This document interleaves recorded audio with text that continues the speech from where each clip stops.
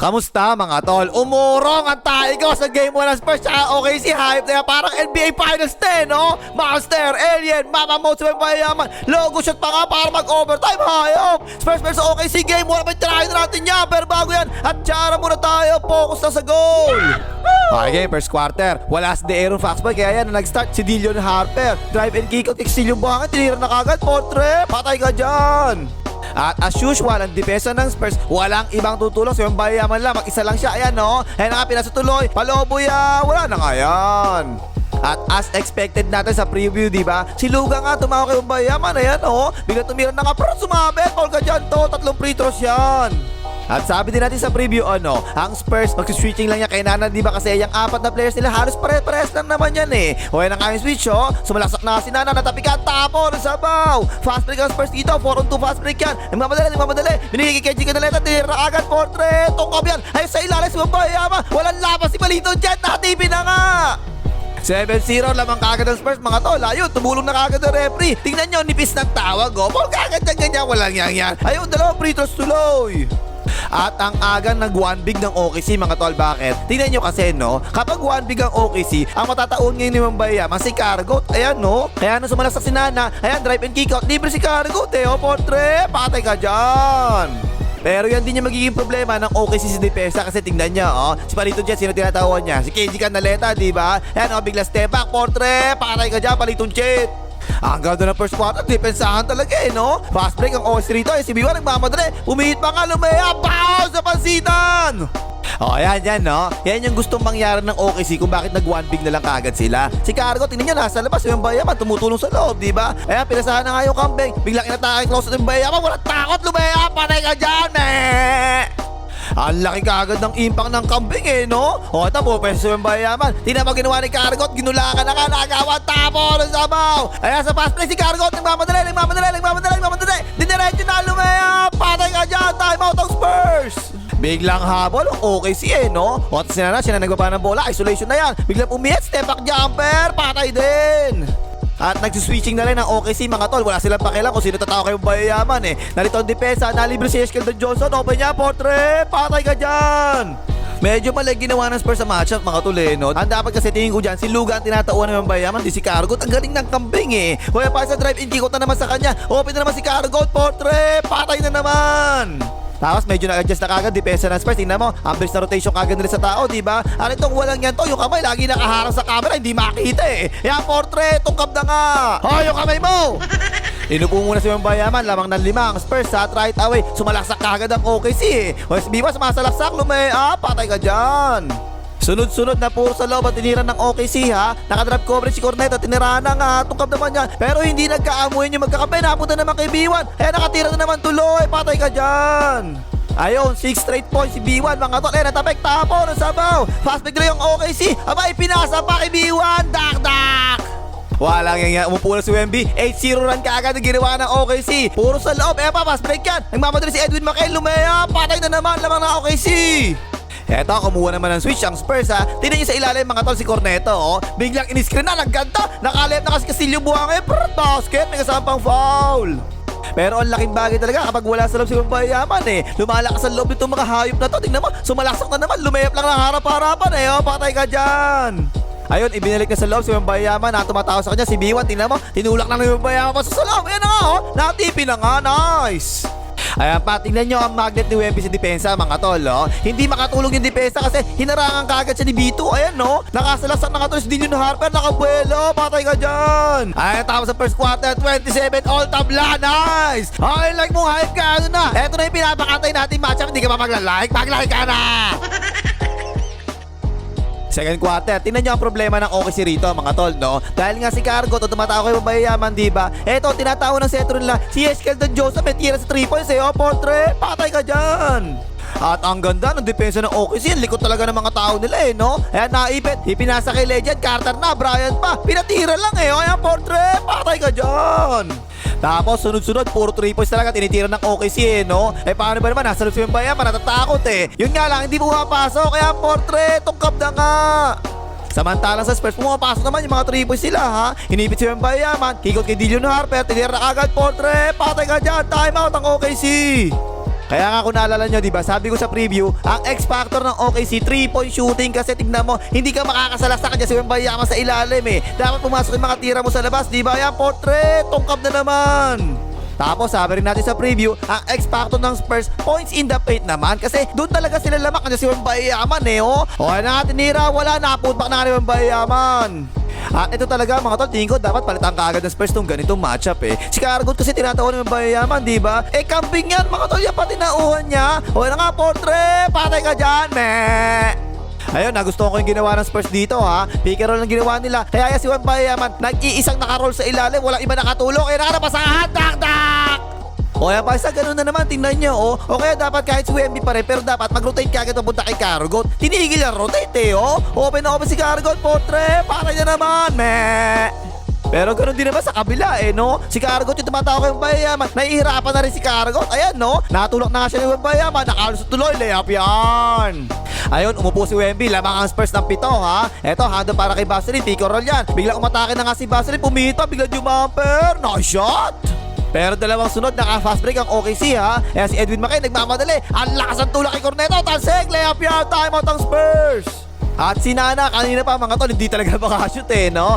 Si Nana, tinatauan. Ang ganda ng depensa ni Vaseline eh, oh. Tungkap na nga yan. At ayun, sa wakas nakita ko na rin. Pumosti na ngayon si Wembanyama. Maliit yung tao niya, si B1 lang eh. Wala nga, pinuwersa na nga ni Wembanyama, no? Wakali, patay ka dyan, tol. At tignan nyo ang epekto ng depensa ng Wembanyama. Tignan nyo, takot talaga tumira sa labang OKC, oh. Fast break yan, pero pinasa na lang palabas. Ayan, extra rise pa nga, initake close out. Ayan na naman si Wembanyama sa ilalim, nakahanda na, oh. Ginamper na lang tuloy, tungkap na nga. Ayun, ang ganda ng ginawa ng Spurs naman, no? Puposte naman si Wembanyama, napasa sa lobos. Ayan na nga, pwesa imotol, dakdam! At halata talaga yung takot mga tol eh, no? Ayaw tumira sa loob ng OKC. Ayan, no? Inilabas na lang, ayaw tumira eh. Ayan, nag-one-on mo na kay Wembanyama. Sumalaksak na nga si B1, lumayap, sinabaya, wala na nga yan. Pero nakakuha na naman ng OKC yung bola. O kaya sabi nila, ayoko na sa loob tol, dito na tayo sa labas. Tira na natin dito, portrait, tungkap naman yan. Ayun, semi-fast break ang Spurs dito mga tol ha. Tutulong kagad ng defense. Sabi niya gituloy kay Vaseline, tinira na kagad, portrait, patay din. Pero 3 points lang talaga pag-asa ng OKC kaso di bumapasok eh, no? 27% lang sila sa 3 points sa first half ha. Ayan, palitong chat, open niya, portrait, patay naman yan. Ayan, tapos na rin first quarter, 51-44, lamang ang Spurs. Commercial, pasok!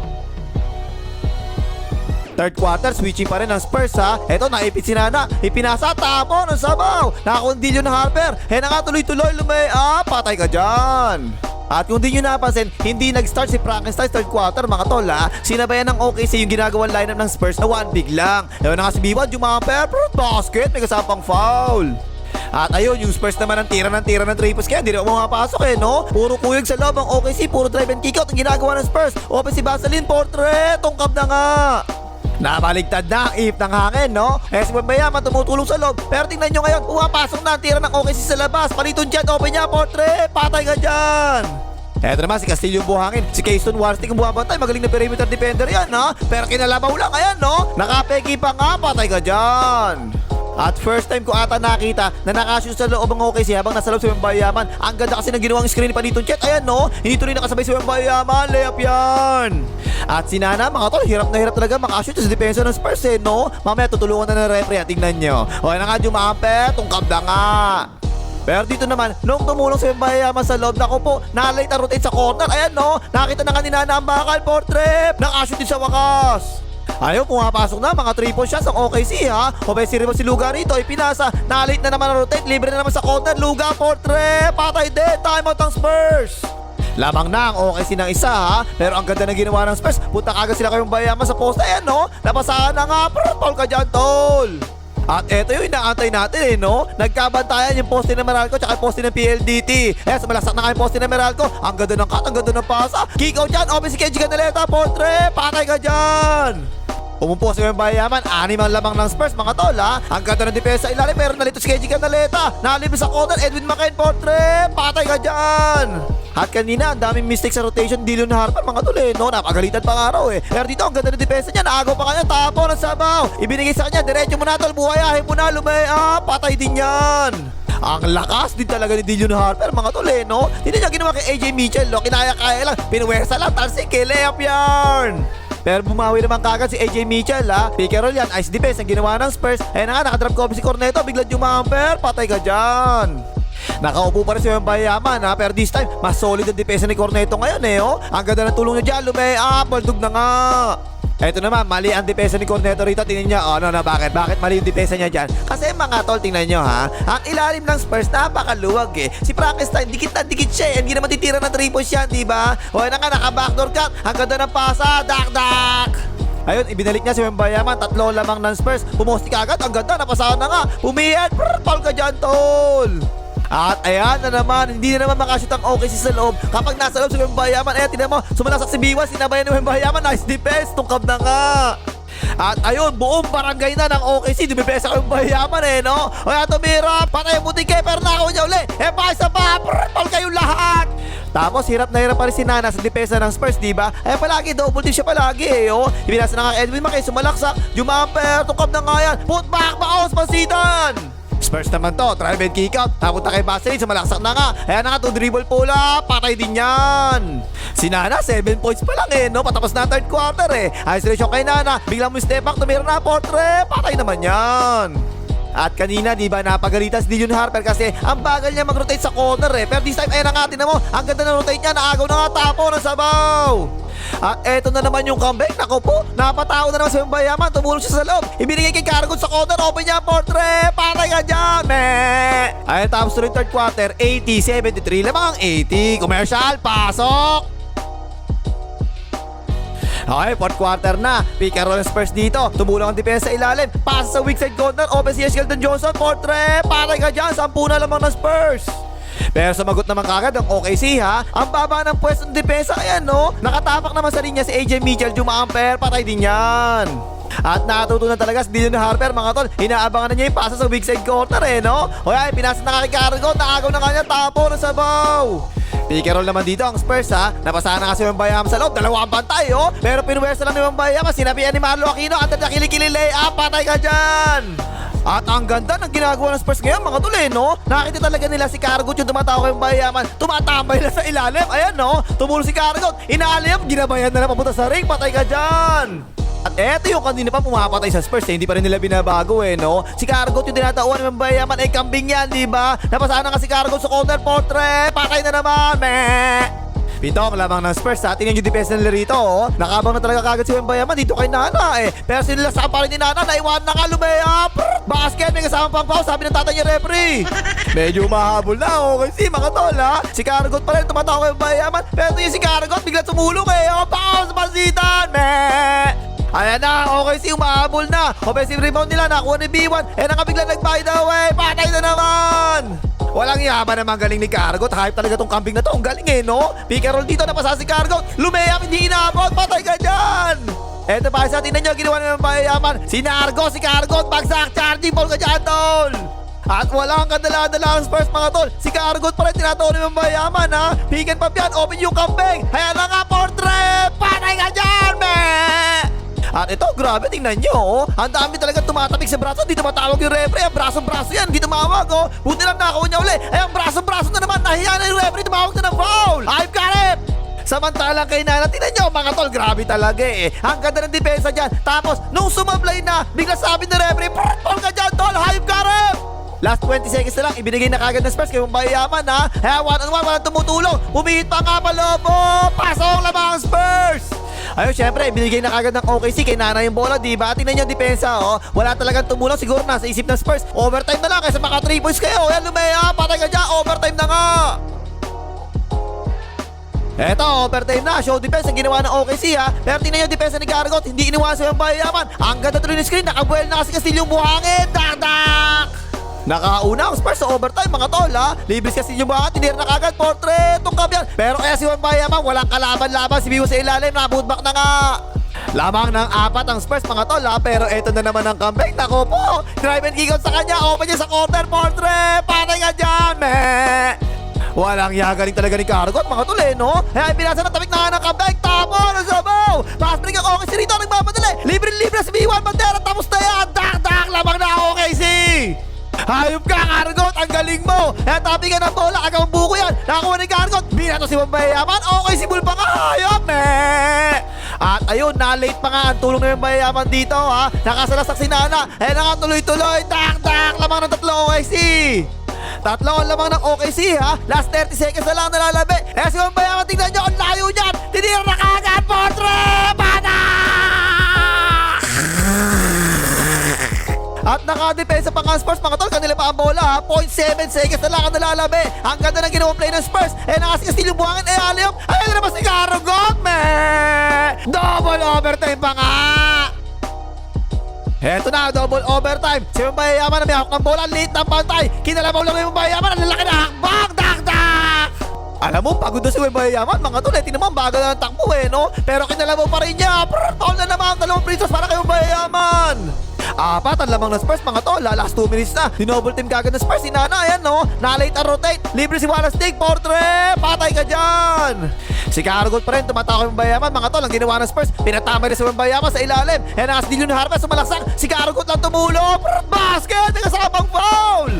Ang ganda rin na nilalaro ng Dillon Harper mga tol, no? Soft double team siya rito. Pero nakita niya kumakat yung tao niya. And anticipate niya yung pasa. Natapik niya. Tapo ng sabaw! Pero naka-semi-pass pa ang OKC rito ha. Binigay kay Nana, sumalasak, hindi makatira sa laban si Kim. Binigay kay B1, tinira na kagad, Portre. Patay ka dyan, isa na lang lamang. Last 1 minute, isa lamang ng Spurs. Ang ganda ng ginawa nila. Pinaposti kagad si Mayayaman. Ay, si Garugot lang yung bantay eh. Napasahan na nga, tabi dyan, tol. Dak-dak, may kasamang foul. At eto na, tumapos sa laro. Sumalasak si Garugot, tinabol mo Mayayaman. Wala yan. Nakuha ni Palito dyan, sinabayan. Bounce, Basitan. Ang ganda ng depensa, isa pa tinira. Wala na naman. Natuto na talaga ang Spurs mga tol. Sige si Mayayaman nasa ilalim mo. Biglang steal kay Garugot. Biglang pumit. Ang ganda. Ay Alium yan tol. Dak-dak. Ayun. Tapos ang boxing. Panalo ang Spurs dito. 122-115. Lamang ang Spurs sa series. 1-0 na. Grabe. Alien mo si Mayayaman dito. 41 points. 24 rebounds. 3 assists. 3 blocks. Hayop na yan. At nag-step up talaga si Dillon Harper. 24 points. 11 rebounds. 6 assists at 7 steals pa. Hayop. O, pakimagas. Maglagay. Makita rin ni Nana.